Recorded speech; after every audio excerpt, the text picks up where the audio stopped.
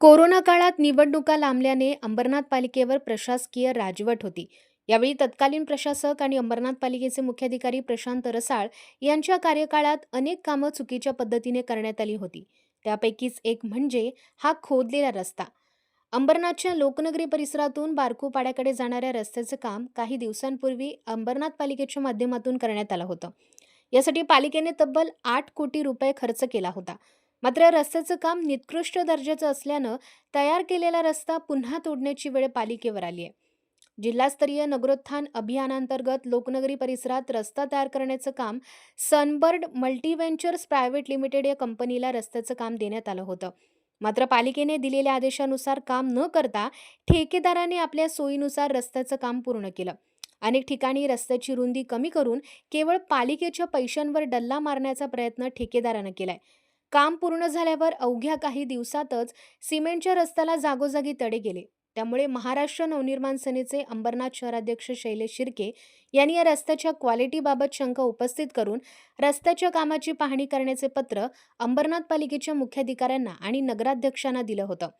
त्यानंतर पालिकेच्या नगराध्यक्षा तेजश्री करंजुले यांनी अधिकाऱ्यांना सोबत घेऊन रस्त्याची पाहणी केली होती.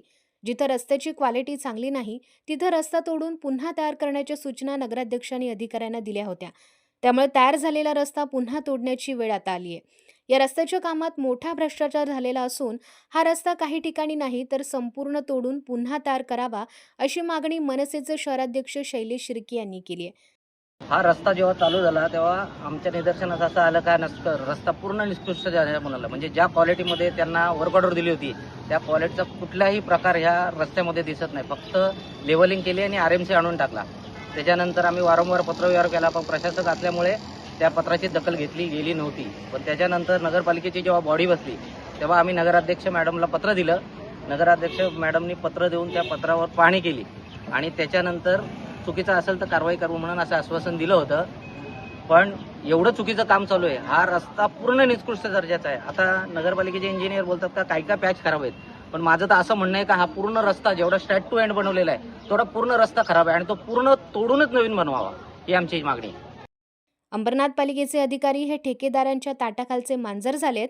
त्यामुळे शहरात सुरू असलेली कामं निकृष्ट दर्जाची होत आहेत. त्यातच अधिकाऱ्यांचे ठेकेदारांशी टक्केवारीचे संबंध असल्याने ठेकेदारांच्या मनमानीपुढे अधिकाऱ्यांना नतमस्तक व्हावं लागतंय. त्यामुळे निकृष्ट दर्जाच्या कामाची वसुली ठेकेदारासह अधिकाऱ्यांकडूनही करून घ्यावी अशी मागणी नागरिकांमधून व्यक्त केली जाते. किरण सासे, न्यूज अपडेट, अंबरनाथ.